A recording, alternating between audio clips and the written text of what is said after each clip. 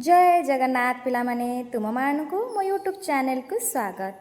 पिला माने भाषा महक तृतीय श्रेणी रो सांगर जोता पठन निमंते जो विषयटी अच्छी आमे टिके पढ़ी नेबा। तापरे आमे चतुर्थ पाठ माटी आमर मा विषय आमे पद्य विभागटी को पढ़ी नेबा। ठीक अछि पिला माने चलो एबे पठन निमंते जो विषयटी अच्छी सांगर जोता विषय पढ़िबा। देख पिला माने विषयटी को आमे पढ़िबा, तुमे भल भाबरे सुनिबो बुझिबो। सांगर जोता। बेंगटीए दुकान रे बसी जोता तैयारी करुथिला। सेही बाट देई पिंपुड़ीटीए गुड़ नहीं जाउथिला।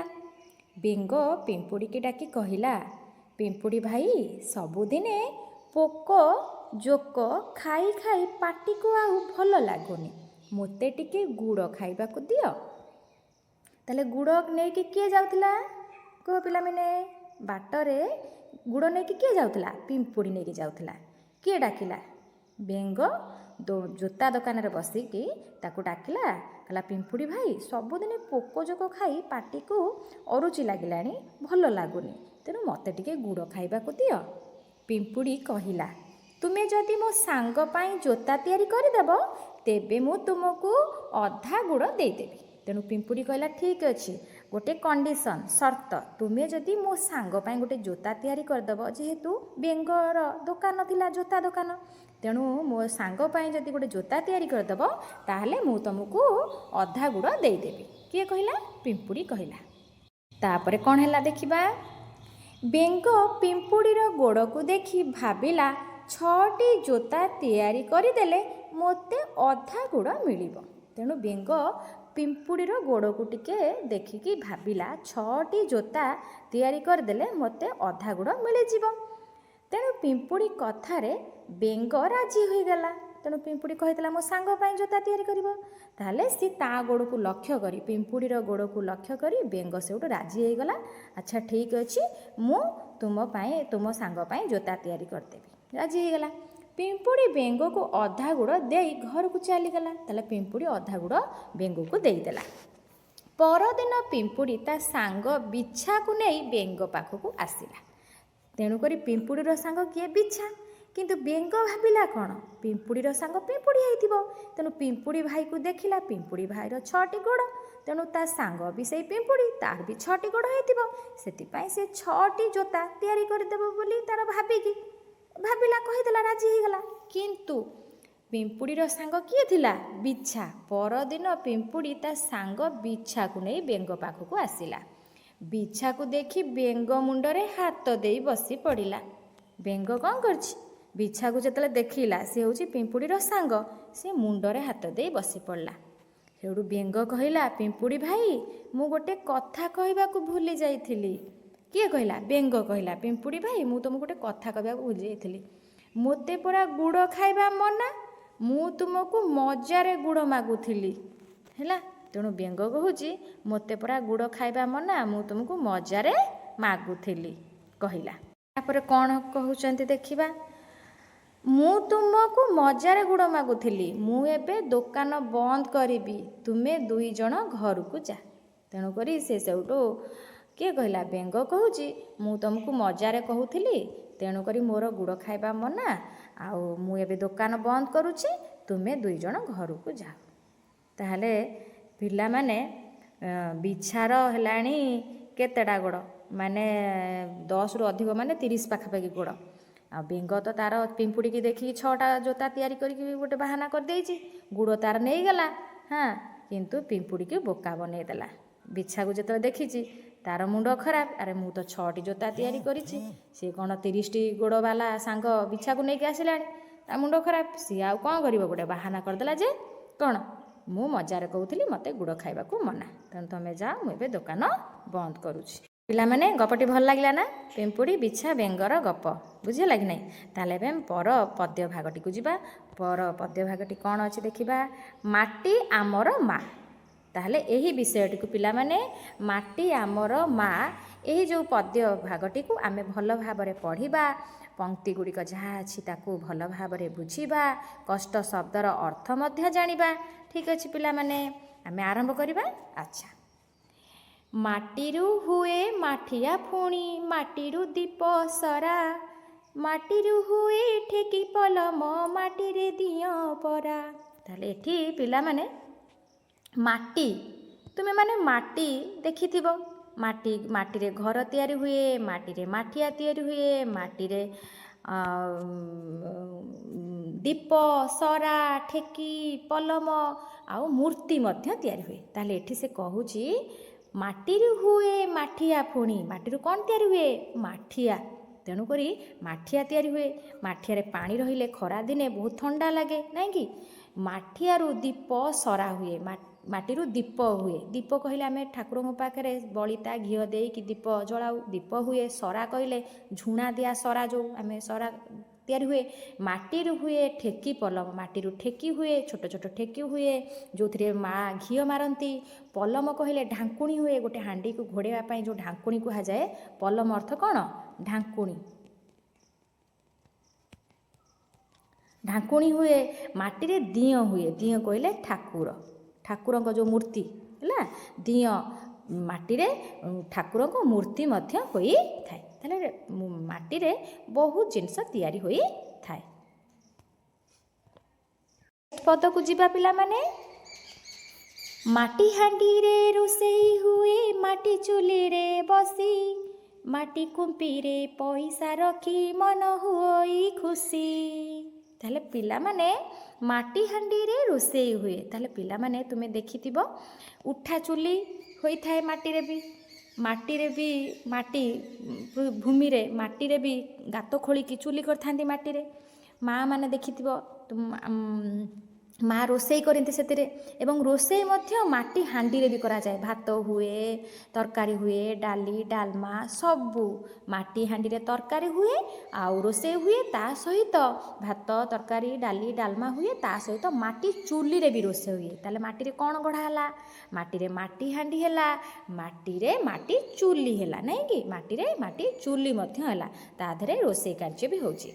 ମାଟି କୁମ୍ପିରେ ପଇସା ରଖି ମନ ହୋଇ ଖୁସି। ତାହେଲେ ମାଟି କୁମ୍ପି, ପିଲାମାନେ ତମେ କିଏ ମାଟି କୁମ୍ପି ଦେଖିଛ? ନିଶ୍ଚିନ୍ତ ଦେଖିଥିବ ନା? ମୁଁ ତ ଦେଖିଛି। ମୁଁ ଛୋଟବେଳେ ନା ଗୋଟେ ମାଟି କୁମ୍ପି ରଖିଥିଲି। ମୋତେ ମୋ ବାପା ଯେତେବେଳେ ପଇସା ଦିଅନ୍ତି ସ୍କୁଲକୁ ଗଲାବେଳେ ଟିଫିନ୍ ଖାଇବା ପାଇଁ କିଛି ଖର୍ଚ୍ଚ କରିବା ପାଇଁ ଦିଅନ୍ତି, ତାହେଲେ ପିଲାମାନେ ମୋତେ ମୁଁ ଯେତେବେଳେ ସ୍କୁଲ ଯାଉଥିଲି ମୋର ଗୋଟେ ମାଟି କୁମ୍ପି ରଖିଥିଲି। ବାପା ମୋତେ ପଇସା ଖର୍ଚ୍ଚ କରିବାକୁ ଦିଅନ୍ତି, 10 ଟଙ୍କା 5 ଟଙ୍କା କେତେବେଳେ 20 ଟଙ୍କା ଦିଅନ୍ତି।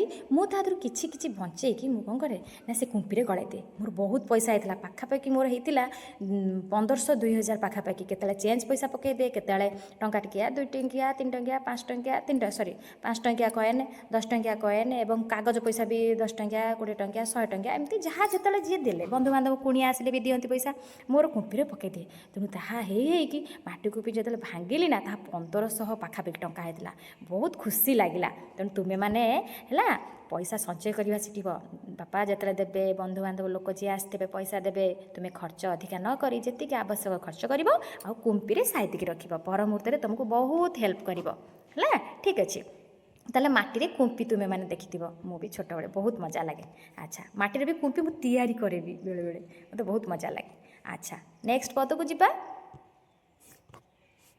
ଦେଖ ପିଲାମାନେ ପରବର୍ତ୍ତୀ ପଦ। ମାଟିକୁ ଖୋଳି ପାଉରେ ଆମେ କୋଇଲା ହୀରା ସୁନା, କୃଷକ ଭାଇ କ୍ଷେତରୁ ନୀତି ଫଳାଏ କେତେ ଦାନା। ଆଚ୍ଛା ପିଲାମାନେ, ମାଟିକୁ ଯଦି ଆମେ ଜାଣିଛେ ମାଟି ତଳେ ବହୁତ କିଛି ଖଣିଜ ପଦାର୍ଥ ଅଛି, ଆମେ ତା ଦେହରୁ ପାଇଥାଉ, ନାଇଁ କି? ମାଟିକୁ ଯେତେବେଳେ ଆମେ ଖୋଳିଥାଉ, ମାଟି ତଳେ ଖଣି ଆକାରରେ ସେ ରହିଥାଏ। ବହୁତ ବର୍ଷ ପୋତି ହୋଇ ରହିବା ଫଳରେ ଭୂକମ୍ପ ଭୂସ୍ଖଳନ ହେବା ଦ୍ୱାରା ବଣ ଜଙ୍ଗଲ ବହୁତ ଦିନ ପୋତି ହୋଇକି ରହିବା ଫଳରେ ତାହା କୋଇଲାରେ ପରିଣତ ହୋଇଥାଏ। କୋଇଲା ହୀରା ସୁନା ବିଭିନ୍ନ ଖଣିଜ ପଦାର୍ଥରେ ସେଇ ଜୀବଜନ୍ତୁଙ୍କ ଦେହାବଶେଷ, ବଣ ଜଙ୍ଗଲ ଗଛ ପତ୍ର ସବୁ ପୋତି ହୋଇକି ତା ଭିତରେ ଖଣିରୁ ଆମେ କୋଇଲା ସୁନା ହୀରା ସବୁ ମିଳିଥାଏ। ତାହେଲେ ଏଠି ଆମେ ମାଟିରୁ ଆମେ କ'ଣ ପାଇଥାଉ? କୋଇଲା ପାଇଥାଉ ମାଟି ଖୋଳିଲେ, ହୀରା ସୁନା ବିଭିନ୍ନ ଖଣିଜ ପଦାର୍ଥ, ଆହୁରି ବକ୍ସାଇଟ୍, ବହୁତ ପ୍ରକାର ଆମେ ଖଣିଜ ପଦାର୍ଥ ପାଇଥାଉ।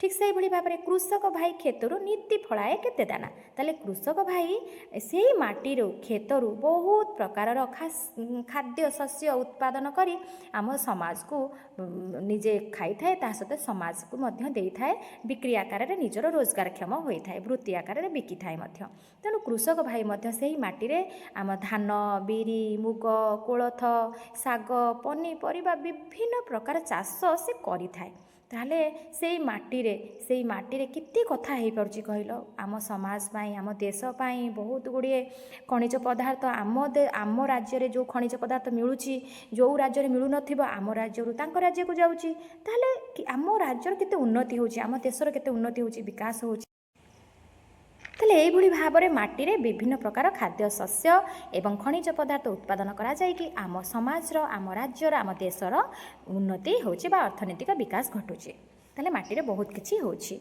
त नेक्स्ट पद को जिबा पिला माने देखो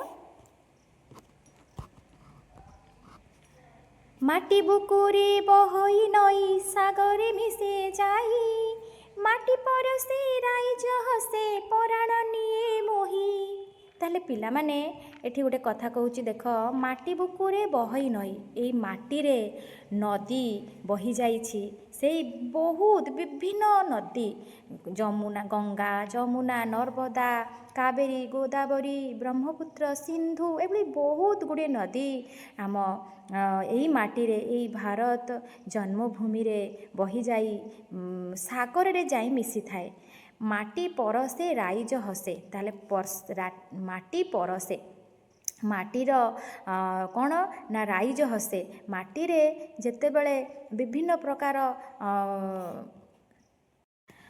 परसे कहले पिला माने स्पर्श बुझिपाछ नहीं परसे कहले स्पर्श ताहले पिला माने एई आमर जन्म माटीर स्पर्श रे आम राज्य हसी उठे आम देश हसी उठे पराण कहले प्राण प्राण प्रत्येक मनीषर प्राण प्रत्येक प्राणी लिखिदेली प्राण है प्रत्येक मनीषर प्राण होउछि माटी कारण से माटी माँ रे आमे विभिन्न प्रकार खाद्य शस्य अमल करिथाउ घर तैयारी करिथाउ गछ लगे थाउ ए धरित्री माँ को सबुज बनानी रे परिणत कर दे थाए से माटी टिकक नथिले ना ए सबुज अरण्य देखा जाई न थांता आम धरित्री भूमि सुखिला टांगरा भूमि देखा जाई थांता ना सबुज शस्य श्यामला देखा जाई न थांता ताले से माटी अछि बोली माटीर स्पर्श रे आम राज्य आम देश ए भारत भूमि धरित्री माँ पृथ्वी माँ हसी उठुची आम पराण निये मोही मोही पराण कले आम प्राण को बहुत आनंद दिए खुशी मिले बहुत आनंद दिए ताकू देखिले आम प्राण रे जेमिति आम जीवन आसी जाए प्राण रे आमे माने हसी उठू आनंद हे जाऊ देखिले ठीक अछि पिला माने आमे नेक्स्ट पद को जिबा देख पिला माने माटीर बिना मिले निदाना माटी सबोरी साहा तार ममता अमूल्य मूल्य माटी आमरी माँ ताले माटी बिना मिलेनी दाना माटी जदि नथिबो पिला माने माटी जदि ठीक माटी नथिबो सेठी गोटे दाना गोटे शस्य दाना भी उत्पादन होई पारिबो नाही ना धान होई पारिबो ना बिरी मुग पनीपरिबा किछि भी हेई पारिबोनी जदि माटी नथिबो सबुआड़े जदि पक्का करदबा माटी नथिबो ताले आमे शस्य उत्पादन करिबा कोठी चाष करी कोठी कृषक जने चाष करिबो कोठी ए समाज चलिबो केमिति देश चलिबो केमिति कृषक भाई माने अछंती बेली ए समाज ए देश राज्य उन्नति पथरे आगे चलीछि खाइबा को गंडे दाना पाउछंती चाउल धान गहम बिरी मुग सबु पनीपरिबारे भरी जाउछि आम देश जदि कृषक भाई से माटी नथबो कृषक भाई चाष करिबो कोठी ताहले माटी बिना आमे मिलिबनी दाना जदि माटी नथबो दाना भी मिलिबनी माटी सबुरी साहा माटी होउछि सबुरी साहा सबु किछि माटी द्वारा हेई पारुछि माटी रे गछ जदि नथिबो माटी नथिले गछ भी नथिबो गछ नथिले ये समाज केमति बंचिबो मनीष परिवेश जदि ठीक भाबरे शस्य श्यामला नथिबो अमलजान पाइबो कोठी काठ फल मूल फूल किभଳି पाइब सबुज बनानी किभଳି भाବରେ ହେଇପାରିବ ବଣ ଜଙ୍ଗଲ ନଥିଲେ କିଭଳି ଭାବରେ ଜୀବଜନ୍ତୁମାନେ ବସବାସ କରିବେ ତାହେଲେ ମାଟି ଅଛି ବୋଲି ସେଇ ବଣ ଜଙ୍ଗଲ ସୃଷ୍ଟି ହେଉଛି ସେଇ ବଣ ଜଙ୍ଗଲରେ ପଶୁ ପକ୍ଷୀ ଜୀବଜନ୍ତୁ ସବୁ ବାସ କରୁଛନ୍ତି ଆମର ପରିବେଶ ସନ୍ତୁଳନ ରକ୍ଷା ହେଇପାରୁଛି ସମସ୍ତେ ଭଲରେ ରହିପାରୁଛନ୍ତି ମାଟି ହେଉଛି ଆମର ସାହା ମାଟି ବିନା ଆମେ କିଛି ବି କରିପାରିବାନି ତାର ମମତା ଅମୂଲ୍ୟ ମୂଲ୍ୟ ମାଟି ଆମର ମା।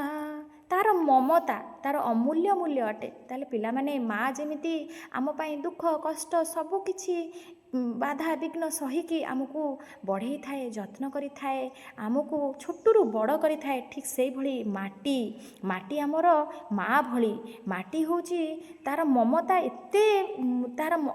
ମମତା ଏତେ ମୂଲ୍ୟବାନ ଯେ କହିଲେ ନ ସରେ। ତେଣୁ ମାଟିର ମମତା ଆମ ପାଇଁ ବହୁତ। ମାଟି ଆମକୁ ଯେମିତି ବଞ୍ଚେଇ ରଖିଛି, ମାଟି ବିନା ଆମେ କିଛି ବି ନୁହେଁ। ମାଟି ଆମର ସାହା।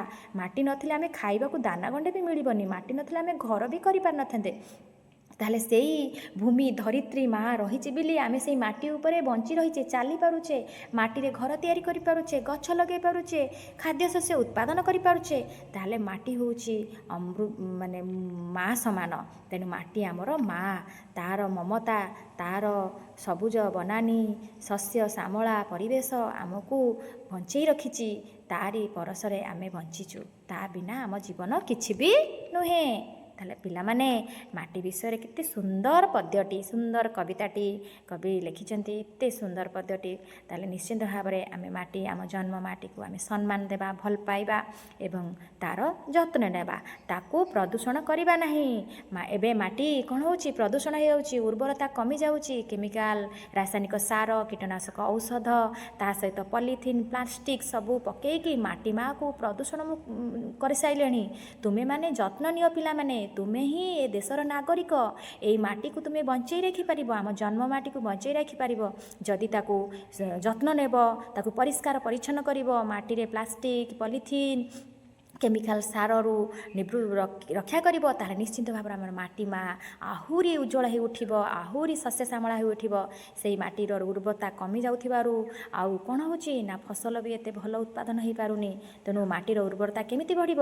ଯଦି ଜୈବିକ ସାର ବ୍ୟବହାର କରିବା ଦ୍ୱାରା, କେମିକାଲ ବନ୍ଦ କରିବା, ତାହେଲେ ନିଶ୍ଚିନ୍ତ ଭାବରେ ଆମ ମାଟି ମା ଆହୁରି ଖିଲି ଖିଲି ହେଇ ହସିବ। ତାହେଲେ ପିଲାମାନେ ତୁମେ ଆଜି ଶପଥ ନିଅ, ମାଟି ମାଆର ଯତ୍ନ ନେବ ନା? ନିଶ୍ଚିନ୍ତ ଭାବରେ ମାଟି ମାଆକୁ ପ୍ରଦୂଷଣ ମୁକ୍ତ କରିବ।